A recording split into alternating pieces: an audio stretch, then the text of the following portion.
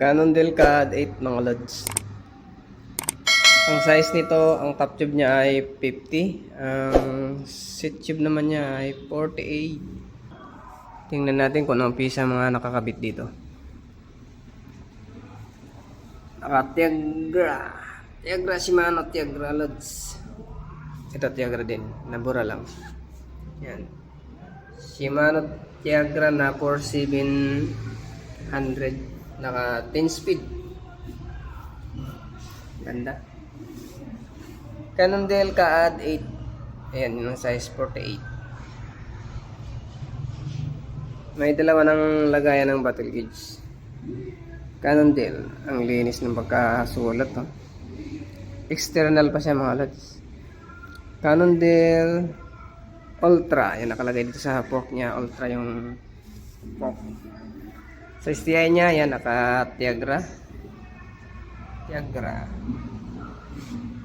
C4 yung ano niya. Drop bar. Medyo hindi lang makita dito. Cannondale C3 naman yung steam. Ang napansin ko lang dito, ano na siya, Tiagra group seat na siya. Ito lang, concept. Ano siya? Candle. Magkaiba mga lods yung caliper niya. Dito Tiagra. Yan, Tiagra yan. Dito, concept. Siguro nagpalit na yung may-ari nito. May nakalagay dito, Cannondale. Cannondale yung dito, nasa harap. Tiagra naman yung nasa likod. Sa issue ng frame yan, may mga ano lang. Lilit na gas-gas. Pro logo yung saddle niya.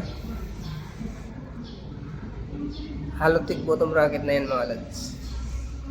Wheel seat pala niya. Naka Cannondale na rin. C4. Cannondale.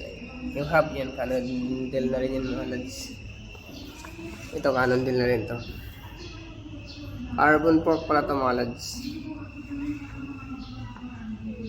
Ang ganda. Sa price nito mga lods, nasa screen, lagay ko na lang. Cannondale CAD 8.